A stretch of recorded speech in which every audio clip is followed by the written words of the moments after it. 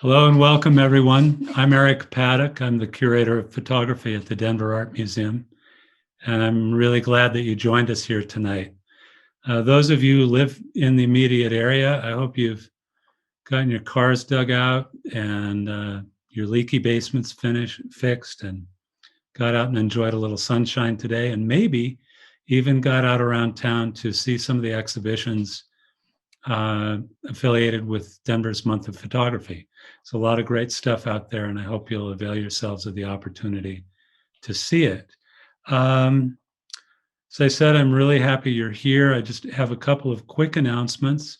Next week, next Wednesday, same time, same place, we have the third of our Month of Photography lectures, which will feature the photographer Taya Elisa Anthony. I think it'll be a terrific talk, and I hope you'll come back for that. A couple of things. We'll be doing questions and answers at the end of the talk, and if you can submit your questions in writing, that will avoid a lot of confusion, and we'll try to answer as many of those as we possibly can. Also, if you have trouble hearing, there is a closed caption button probably at the bottom of your screen on the right. And if you click on that, it will give you closed captions with a slight delay, but it's a good, easy way to follow what's going on during the talk. All right, with that, it's my pleasure and our privilege to welcome, I'm sorry, to welcome Andrea Wallace to the Denver Art Museum and to our lecture series. You know, I was thinking about this. The first time I saw Andrea's work was probably a little over 20 years ago. I saw what turns out to have been her thesis exhibition, which was a really wonderful series of black and white photographs that she'd made in the town of Kremlin, Colorado. And one of the first things that came to mind is after I'd seen the show was W. Eugene Smith's seminal 1948 photo essay in Life magazine called Country Doctor, which Smith photographed in and around Kremlin. Well, you know, you think about it, and the difference really is that Smith kind of parachuted in, made the acquaintance of a handful of people, and spent maybe a total of a month over several visits making these photographs about a very specific subject. And Andrea, on the other hand, spent, as I understand it, the better part of a year living and working in Kremlin and getting to know the people whom she photographed and the places that she photographed. And I think one of the interesting things about that is that, you know, the photographs as I looked at them then and as I've seen them more recently, they leave you with the sense or the feeling that these are the photographs of someone who is part of that community, rather than some kind of tourist or visiting photographer. And in my view, that sense of belonging kind of pervades Andrea's work from that point to the most recent work that she's done. And that sense of belonging and of community, I think, kind of refutes Susan Sontag's idea that every photograph is an act of aggression. And on the contrary, it asserts the notion that, or the belief that a photographer, by observing things carefully and orchestrating the information with tremendous care and love or affection, can make photographs that are revelatory and true from things that are familiar to them and part of their everyday life. And I think that's the power and the beauty of much of Andrea's work. So we're very happy to have her here tonight to present that work and to talk about it. Just a tiny bit of background information. Andrea received her Master of Fine Arts degree in photography from CU Boulder in 1998. And it kind of turns out that this Month of Photography series of lectures is like CU month, because all of our speakers have either studied or taught at the University of Colorado up in Boulder. Andrea has been the director of the photography program at Anderson Ranch in Snowmass, Colorado since 2008. And in that capacity, I think she took an already robust program and turned it into something really lively and really important that contributes a lot, not only to the photography scene here in Colorado, but to photography around the nation and around the world. So please put your hands together and welcome Andrea Wallace. Thanks for coming. Thank you, Eric. And thank you to the Denver Art Museum and to Kim for including me and having me be part of this lecture series. And also wanted to also thank my studio coordinator who helped me in a last-ditch effort to add a few more images to my project today. So what I'm going to do is share my screen and show the work. So I'll just kind of go to the first slide. And I wanted to give a little bit of background. This is me when I was about 10, and I grew up about 30 miles north of Boston. I grew up with my mother, who was a single parent, and my grandmother. And when I was about this age, I found the family album. And I show a few of these images because I think this was my introduction to photography, like many of us, was through the family album. And these are images that I studied very closely growing up. I grew up in my grandmother's home. As I said, my mother was a single parent. And I grew up in the same home that my mother and my grandfather both also grew up in. And I started to look at these photographs, and this is my mother when she was, like 2 or 3 years old. These are her siblings. But what I started to think about even at that age was the power of photography to connect time and place. So I was growing up in this same place, in this same home, with this same yard, these same buildings. And I was seeing it through the eyes, of my mother growing up there with her siblings, or even my grandfather growing up there. So I spent a lot of time looking at these photographs, and I think they actually had a really powerful influence, although I didn't realize it at the time, both in my connection to photography and connection to time and place through photography, but also to the formal aspects of portraiture. Because what I look at now in the way that I frame portraits, I see a lot of that in the kinds of images that I was looking at in the family album. It's my mother and her sister,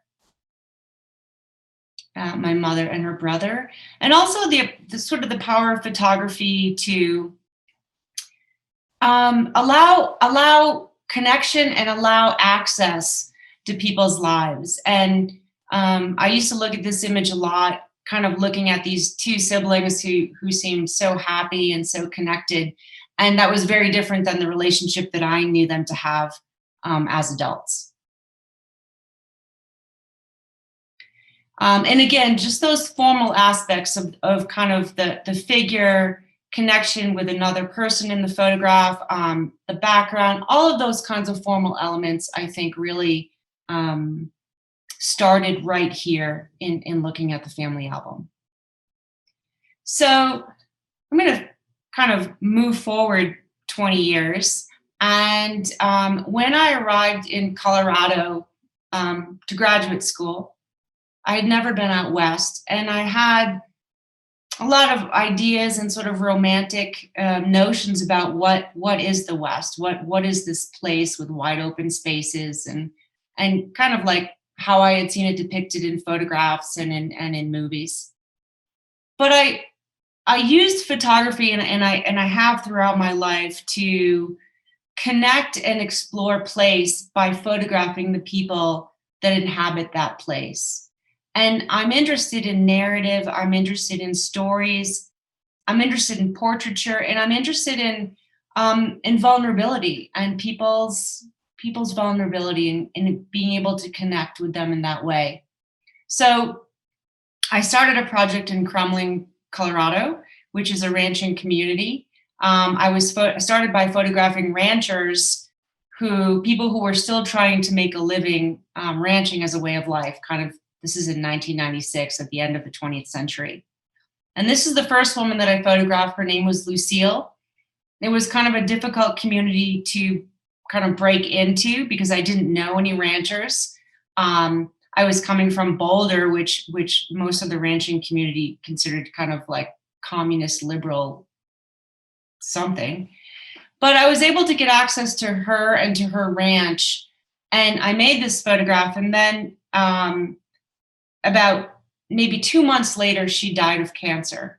And she was the matriarch, a very strong woman, a matriarch of this family. And most of these people were like fourth and fifth generation on the land, on the ranches.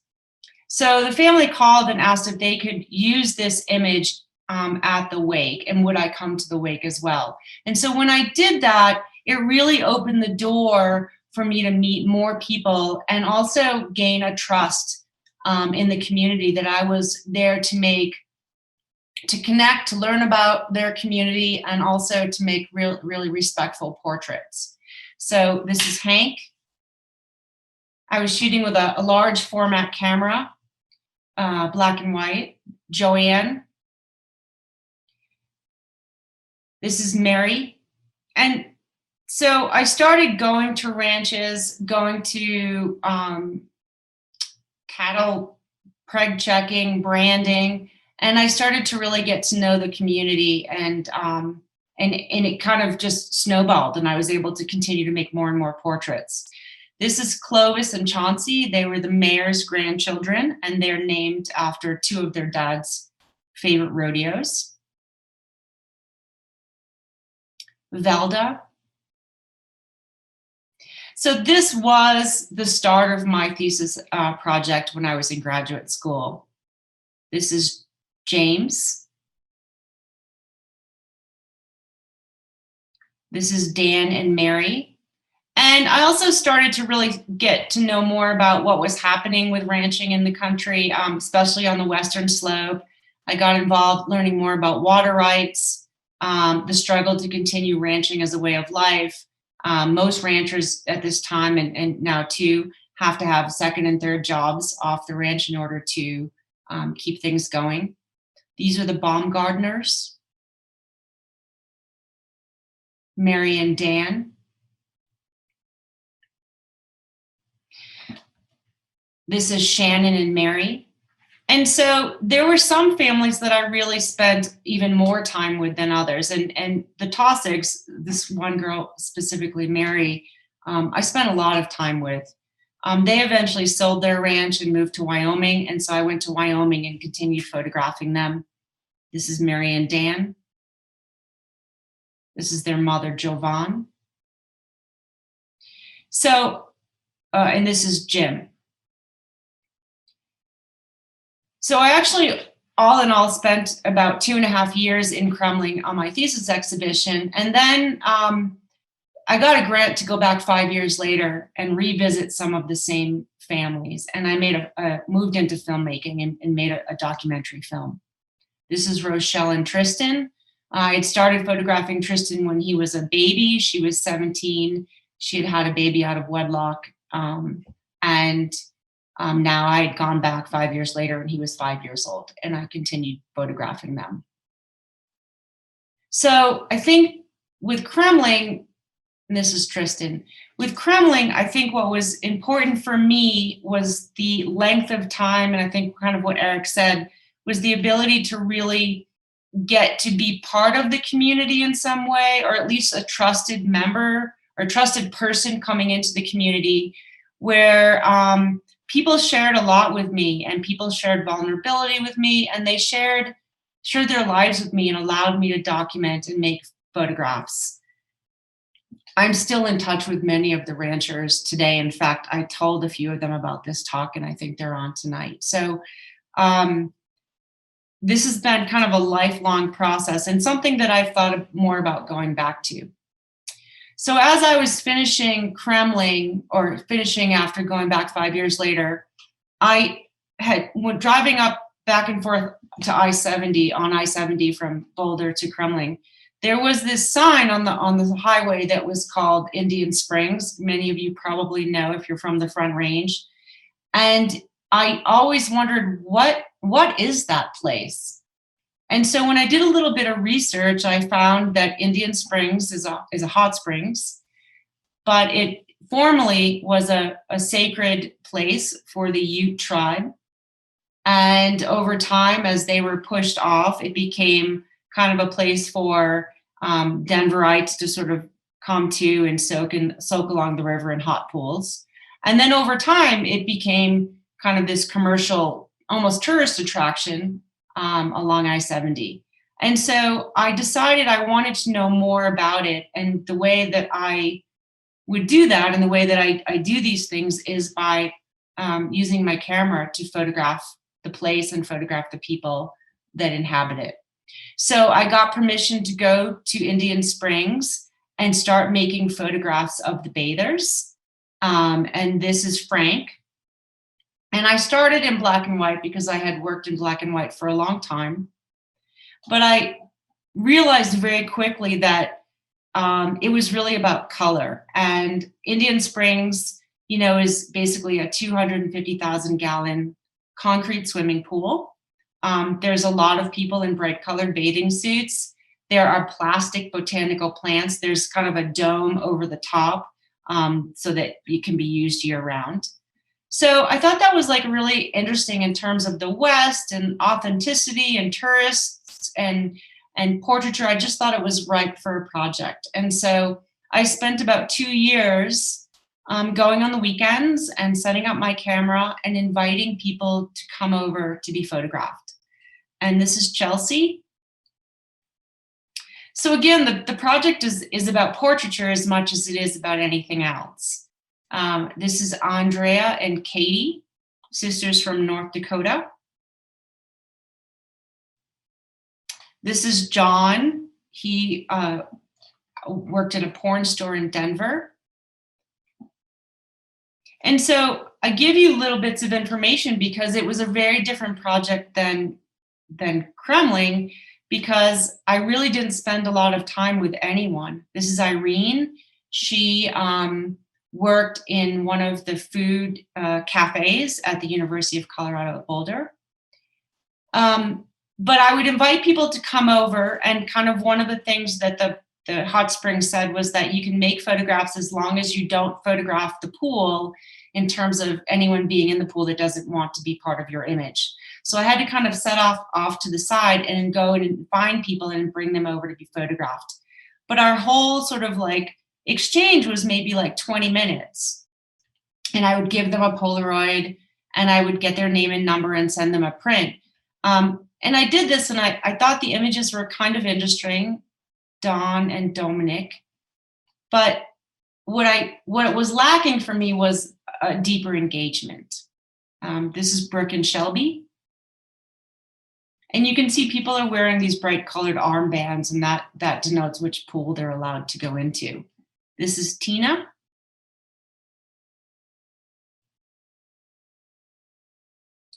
This is Beverly and Barbara. They're sisters from Colorado Springs.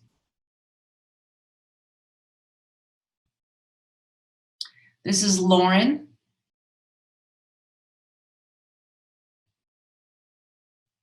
This is Hans and Marlis. They were on vacation from Poland.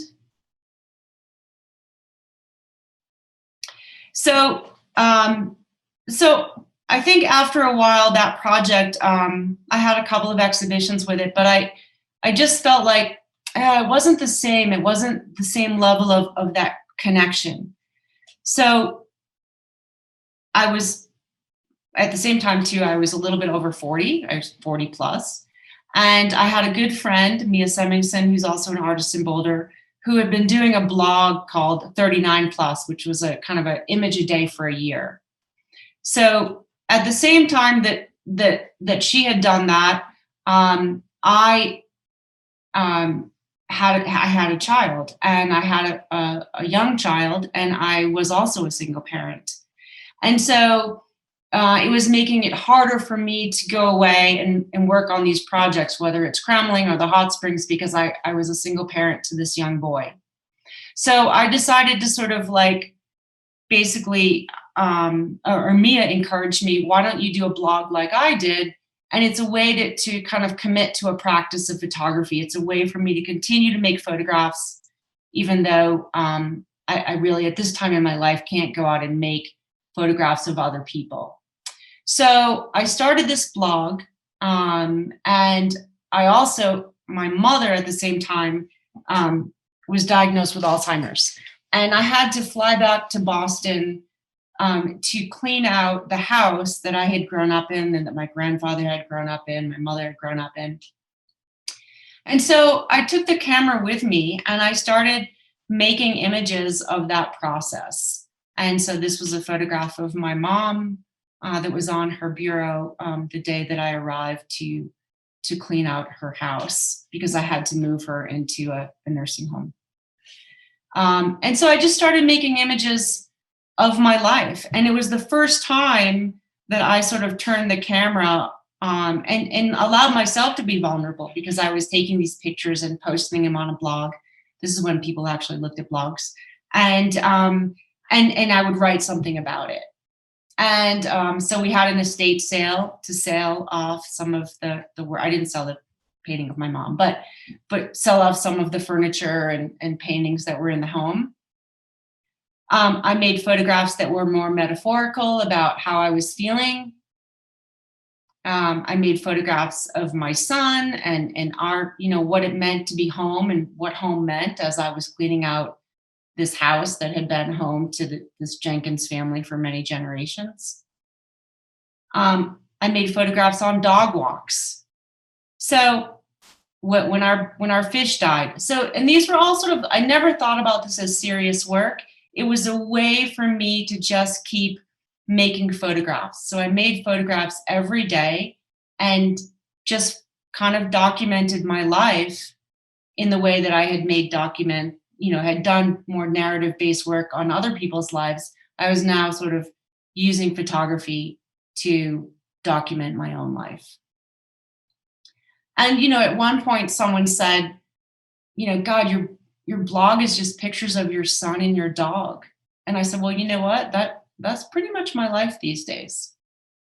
And this was about the same time that I had moved to Anderson Ranch to start a new position here.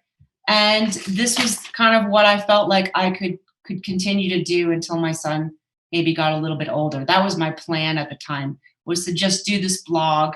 When we traveled to Paris, and I was teaching a photo, class, I brought my son and photographed him under the Eiffel Tower. So I just was always looking for a photograph every day, whether I was giving him a bath or he was snuggling with the dog. So at the same time that I did this, and I did this for 402 days. And then I decided, okay, I think I've said what I need to say, and I feel like that was a great exercise. But then at the same time, I was also starting to take my son into the studio to do just portraits. And it wasn't just my son, but it was also his best friend, Nikolai. And so these were photographs I started just making, but I still wasn't really focused on a project. And Nikolai, obviously has had this long, beautiful hair. And I started to get a little bit interested too about in gender and how we engender boys. And what does it mean to be a young boy with beautiful long hair who's often mistaken for a girl? So I started making photographs of Nikolai as well. And then I'm going to show you one more project before I go to my most recent work to kind of show you how I got here. So I finished the blog, and there was just a lot going on in my life, and a lot of difficult things. And one of the things that was happening was, as I said, my mother had been diagnosed with Alzheimer's, and I had moved her out here to Colorado. And it was hard. And I was thinking a lot about her losing her memory. And at the same time, I was also going through kind of a painful breakup. And I had read this book by the same title of this project called Toward Amnesia. And the idea was that a protagonist was trying to cultivate a unique kind of amnesia to escape the pain and obsession of a relationship that had gone bad. So I was reading this book and thinking about that, and thinking about my mother losing, having her own amnesia by way of dementia. And sort of like the idea of like connection and family, and sort of me being the keeper of her memories as her memories fade. And then someday maybe my son would be the keeper of our memories as I get older. So I started making these portraits of my mother and my son and myself. And this is the first one, and it's called Familiar. And then as I continued to kind of also move through this difficult time when there was just I felt a lot of pain and depression and was even feeling suicidal. And I decided to use photography to move through that. And so as I was reading this book, this woman in this book had decided to get this medical dictionary and reference how people can become an amnesiac. And there's a kind of amnesia that's brought on by immersing yourself in the cold, at least in this book. It's fictitious. So I decided, well, I want that amnesia. I kind of want to escape as well. I want to, I just want to kind of go to sleep or kind of move into an oblivion, to not worry about my mother's dementia and not think about the memories of this relationship that was ending and the betrayals that had happened in it. And so I started constructing these photographs, and this is a self-portrait called Sleep, where I would immerse myself in the cold. Or I would crawl into a mountain lake and immerse myself in that. And I would make photographs of it as part of the process. But at the same time, I also started thinking about what it was that would sort of battle me back from the edge of extinction. And it was the connection to people that I was connected to, and obviously my son. And so I started making photographs of friends and people that I had a connection to and a deep love for. And this is called The Kiss. And I would just say too, like being at Anderson Ranch, I had started to meet a lot of photographers that definitely were influencing the kind of the way that I was thinking about photography and portraiture. People that I had looked at for a long time, like Dawood Bey, but people that I was meeting, like Jess Dugan or David Hilliard, Eleanor Carucci, Kathy Opie, those kinds of those artists were definitely starting to influence the way I thought about color or the way I constructed portraits. And I was also looking at a lot of painting, which was also, I think, seminal in the way that I started to think about color and light in photographs. This is called Slinky. This is called Cold Shower.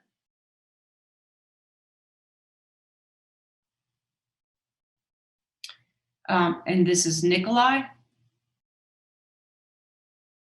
So as I started constructing more images, the formal elements, those same formal elements that I really became familiar with in the photo albums of my childhood definitely started to play out in the way I thought about color and composition.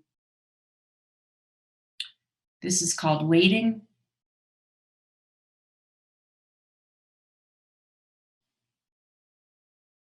This is Mia. So these photographs, as I went through this process, really were instrumental in moving me to another place, both emotionally and also photographically. And as I continued to make them and include my son, include friends, I started to realize that there may be another project here that really is about my son and boyhood. And so I continued to make these photographs of my son and also his friend Nikolai, and that really moved me to the project that I'm still working on today, and that's called Fraternal. So something I think a lot about and was thinking a lot about was, raising a son as a single parent, and what does it mean to be a boy? And a boy is not a baby, but it's not a man. And what is boyhood, and how long is it? And what are questions around intimacy and gender and androgyny, really, when children are really young? So I started making photographs of Nikolai, which is Bo's best friend, and Nikolai's a year older. And I wanted to make photographs that spoke to, I guess I wanted to make photographs that spoke to intimacy of their friendship. But I also wanted to speak to gender in some way. And I think part of that was this idea of the construction of masculinity. And I kind of knew from the very beginning that this would be a long-term project, and I would photograph them, until they're 18 or 20. And I would photograph them together, and then I would photograph them alone. Some of the images would be images that I would sort of capture these moments of boyhood, which, like this one, when this is called Clover. And then other images would be images that I really thought about and constructed to speak to a certain aspect of their relationship or intimacy or masculinity or femininity. And so this one is called The Garden. And again, Nikolai, who's on the right, is a year older than Bo. And he didn't have a haircut until he was, I think, 10. And so he was often mistaken for a girl. And I found that interesting. Like, what are these sort of signifiers that say this is a boy or this is a girl? And clearly, his long hair, people immediately assumed he was a girl, but why is that? Another thing that's interesting to me about this image is this image has been flagged several times in social media as being inappropriate. And I think it's because Nikolai has a long hair or braid, and people immediately assume it's a young girl without a shirt on. And then upon closer examination, or when I protested that it's actually a boy, then the image is allowed. So I think that's a little bit of an aside, but kind of an interesting conversation in terms of gender. This is Nikolai. And I think, obviously influenced by people like Sally Mann, other people who have come before and photographed their children and photographed the beauty of childhood. I know that Sally Mann once said, we just don't stay this beautiful. And I think that, or physically, we change, and there's a changing of the bodies. And I wanted to capture that in these images. I wanted to capture connection. I wanted to capture vulnerability, and also the fleetingness of boyhood or childhood.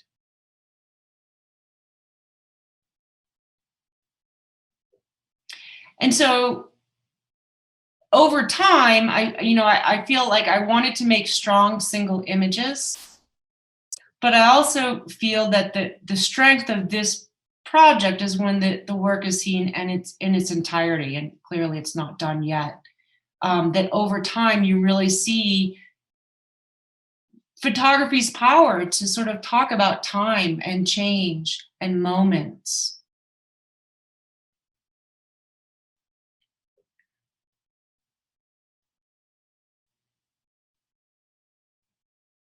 And so I think as you start to see more of the images, you can see the change. And I think you see the change initially more apparent in Nikolai as he becomes maybe more what might be considered more masculine. And I've often thought, well, what is that? Is he older? Is it that he is growing up with a father? Bo is not. He's growing up with a mother, as her primary parent. Nikolai's father was in the military. Nikolai definitely tends to, be influenced by his father, who's very present in his life. Maybe Bo is a little less so in terms of that masculinity. Bo and Nikolai, Bo, I think also, at least earlier on, was a little still more in his sort of play, whereas Nikolai had sort of made the leap into a little bit more of moving into like young manhood, if that is a term. So for me, the fluidity of gender, in terms of physicality, and also like the softness there, is really important to the work. The connection between the two of them, but also like how sort of these like sort of moments when whether they're playing with swords or they're playing with firecrackers or guns, like how do these things happen as children or boys grow up in our culture?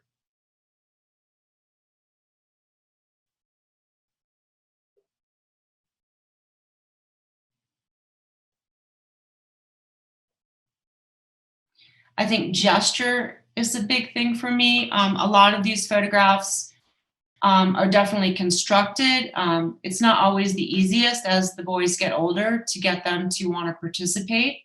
There have definitely been some big arguments and a lot of tears, myself crying as well when I want to make a photograph and they're not into it. So it's definitely a collaboration where they do participate in order for me to make these photographs, because they are constructed and they do take some time, and they would probably tell you take too much time to make.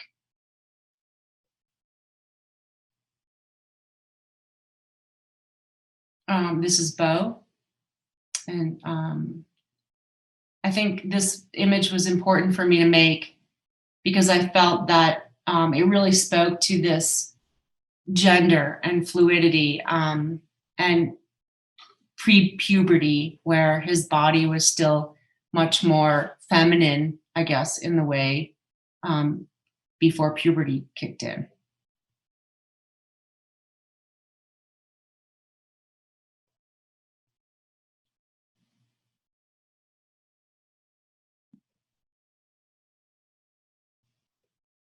It's Nikolai.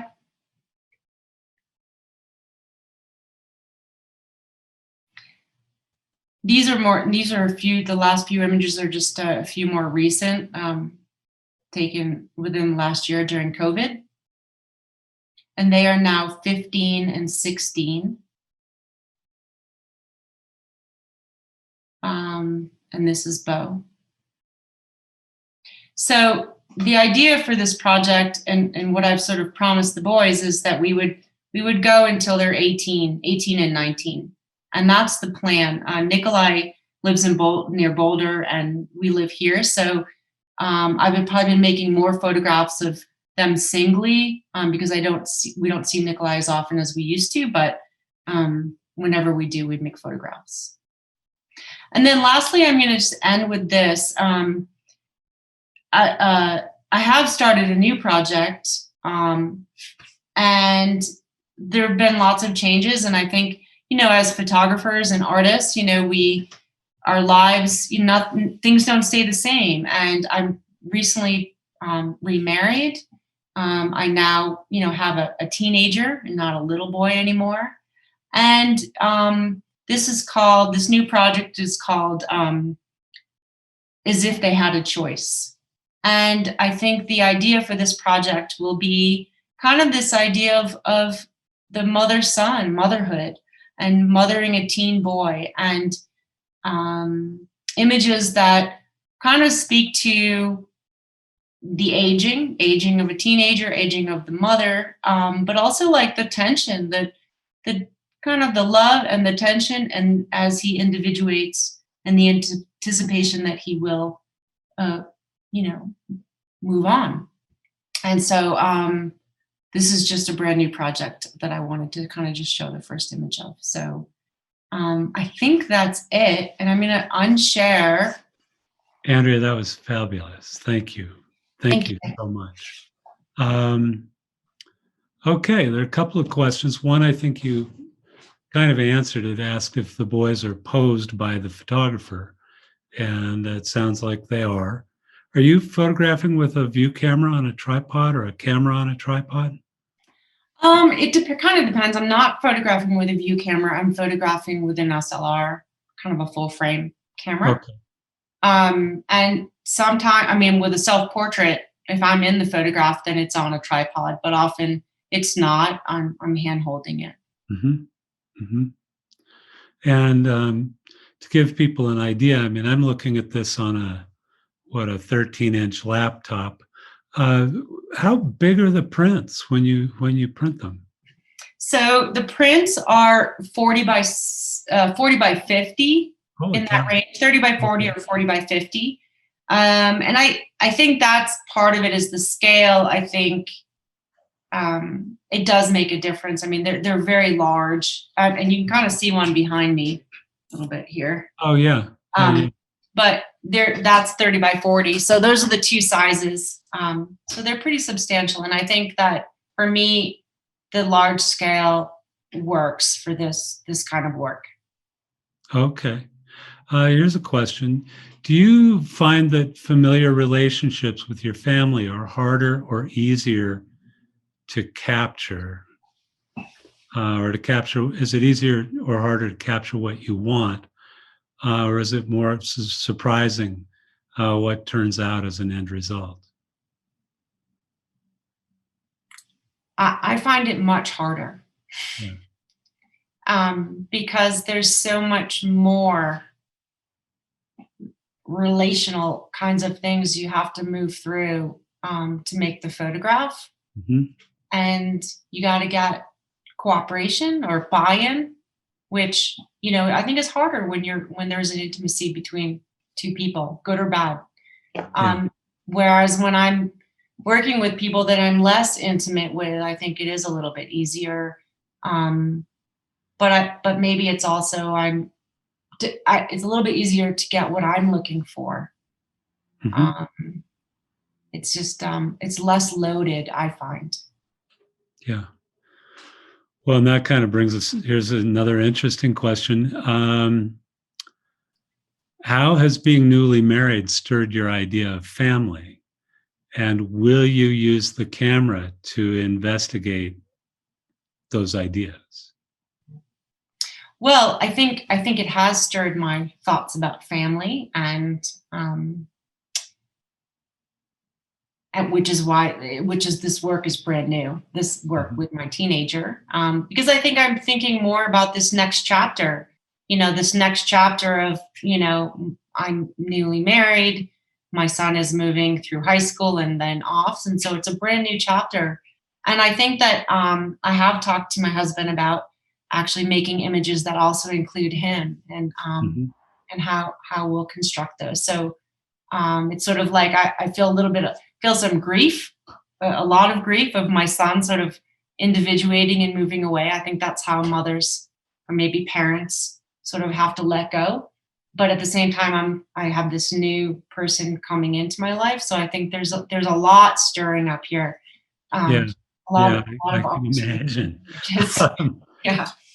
Let's see. Here's someone who was interested in the way you spoke about gender within the work of the photographs of Bo and Nikolai, and who is curious to know, what the boys' relationship to your work is now that they're getting older. Has their understanding of the project changed? What are they thinking about it? Well, I think it's different for each boy. I think Nikolai, we haven't had a lot of conversations about it. I mean, it's been something that's so much a part of their lives Mhm. since they were young. It's something they know. I would say that Nikolai probably has a little bit of a different understanding about it and appreciation for it than Bo. And I think that Bo, we struggle. We struggle a lot making photographs together and being in photographs. So I often tell Bo, someday you'll look back and think this is a great body of work, or you'll be glad you were part of the project. That's not how he feels right now. I think he feels he does participate, but I think it's something that he has very mixed feelings about. And it's not so much mixed feelings about the work being seen by others. It's more of how we interact, and maybe how, instead of being a mom in the moment, I'm a photographer. And that is challenging for him, where maybe he's had enough, but I'm so close to getting the image. We're so close. If we can just do 5 more, we're so close. We can't stop now. We've gotta, Just so, another 3 hours. so Yeah.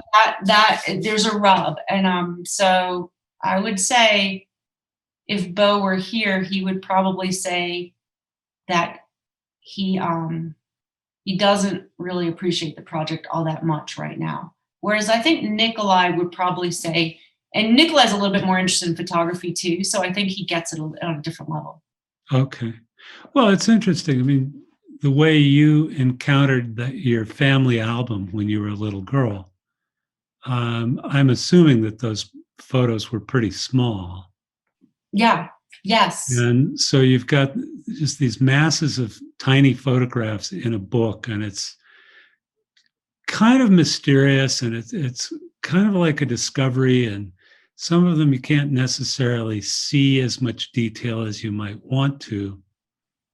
So you encounter the photographs in a very different way than you might if you're looking at a room full of 40 by 50-inch photographs. So, and I think the other thing about it is that probably your mom and people of her generation saw those photographs and valued them rather differently than you did, because you were kind of temporarily removed from the experience of being in the pictures. Right. Uh, Right. that's interesting. Yeah. Let's see. There are a bunch more questions. Okay. One audience member found himself wanting to see more connection and a sense of caring between the two boys, and wonders why or how you decided to photograph them almost as two boys who are alone within the same frame. Yeah, that's a really good thing, because I can see that the images are like that. I think because um I think because of who they are and how they participate with the project. And I think that the images are constructed, but I'm not sure I'm not knowing these boys. It might have been harder to get them to, or to make it feel authentic on some level, if they were like, I don't know, physically touching, or looking more connected or caring. Mhm. I think, and I think also, like, they are. I think some of the images, there is an intimacy, just even with the two of them standing next to each other, the way. But I also think they are also very individual kinds of boys, and I think that even as they move to this even as they kind of express masculinity as they get older, I think they express it differently. And I also know now, I mean, like, there's an image where the two of them are kind of curled up together, kind of in a fetal position almost in the sand trap. But if I were to ask them, especially, you know, as they start to get older, like 10 or 11, can you guys touch, or could they, they're not going to want anything to do with that. So I think it's a little bit challenging. Yeah. But I think that's an interesting observation, because I've never thought about it that way, but I see that they are together but alone. Yeah. Well, it's interesting because they're not merged. They're independent beings, and they're not like merging into one single thing just because they're in those photos together. Right. Huh.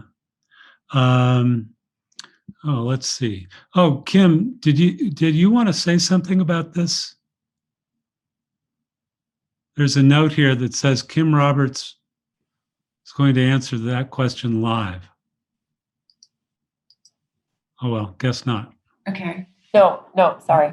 That's Kim Roberts is curatorial assistant for photography. She really runs the entire department, and is the person who really organized this lecture series. So, Kim, anytime you want to speak up, please do. Let's see.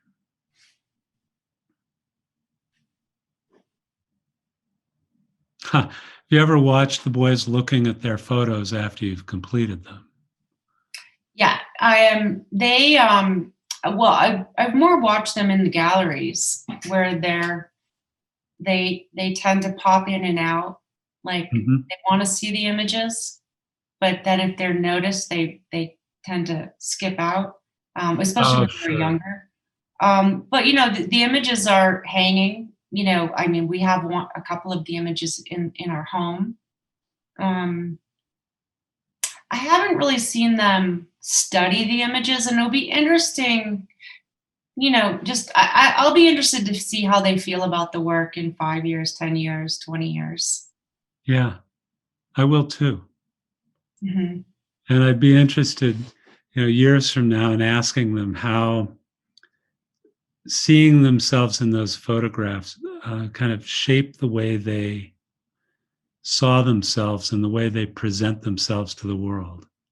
Yeah, or even how they think about their relationship with each other. Yeah. Or the other issues, but not the issues, but the other things that I hope that the work talks about, even subtly, whether it's around gender or gender and identity.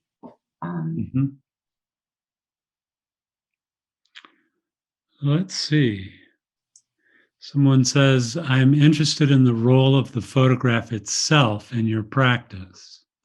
Can you speak to your process when making more of the personally vulnerable images? And I think that's specifically some of the self-portraits and the images of your mother from the Toward Amnesia series, and how editing all of the photographs you make comes into play in processing your emotions and, I suppose, your intentions for the work.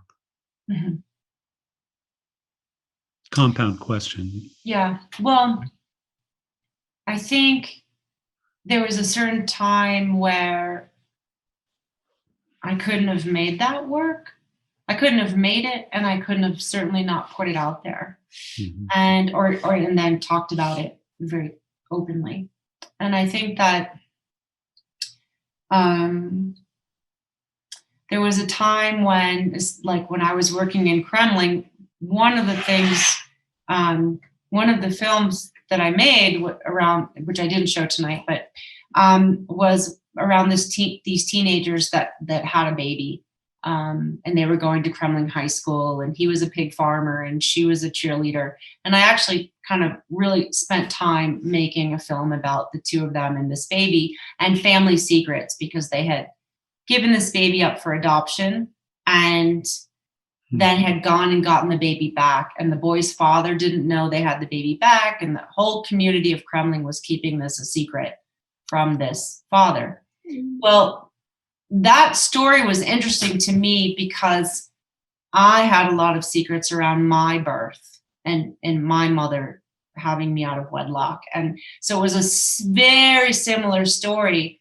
So, but I chose to focus on them. So I was finding stories that were similar to my own without having to be vulnerable and say, wow, this is the same as what happened to me, or this is the same story.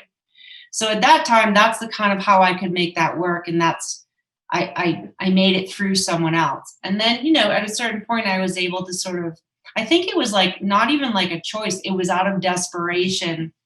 I had to do something and I had to connect, and I used photography to do that. And so I had to move through that pain and depression that I was in. And so it was like, there was no other choice. I got to that point, but to use photography to move through that. And then once I did that, you know, and put it out there, it was like, oh, okay, yeah, I can do this. And now it has become part of my practice. Wow. Let me just see.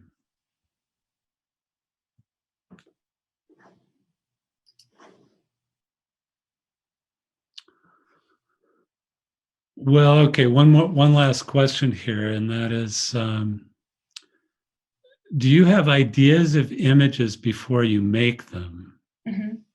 Or do you find these photographs by seeing things and then kind of working from that, as the audience member said, that decisive moment?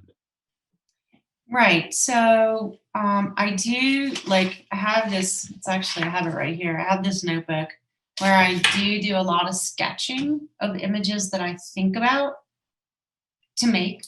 And sometimes we actually will go and I will make that image as a self-portrait, or I'll make that image with the boys. But more often than not, I start with the image that I think I'm going to make. And, you know, the first, you know, I don't know, 20 frames, it's not quite there. You know, we're adjusting, and then something else happens, and the image is something else. It might be similar, but it's not exactly what I had planned. So I feel like it unfolds as we sort of go through the process of making a photograph.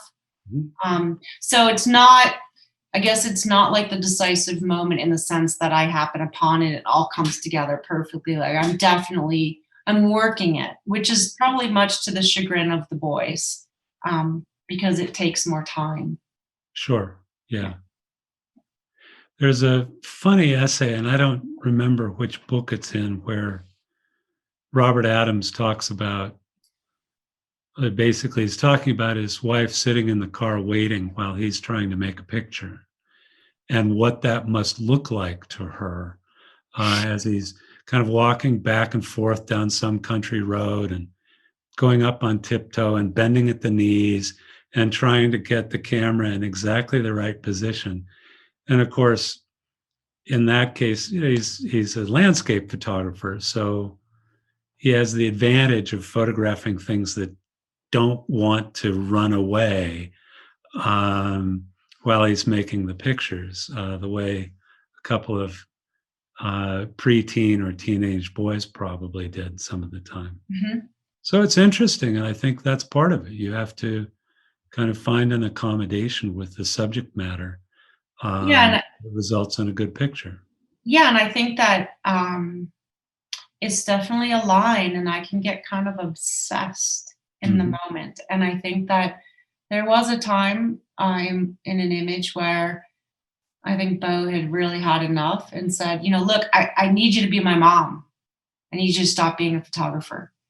And that really sort of hit me because I had to stop, and we were so close. And that's hard. It's hard to, Sure. it doesn't, maybe to someone who's not a photographer, that doesn't seem like it should be hard, but it is hard to like, let it go. Yeah. Okay. Thank you so much. Thanks, Eric. I hear loud applause. Everybody's on their feet. Thank you, Andrea. Thanks so much for coming tonight and speaking to us. And thank you, everyone in the audience. We really appreciate your being here, and look forward to seeing you, or at least knowing of your existence again a week from tonight. Thank you. Bye-bye. Eric, bye.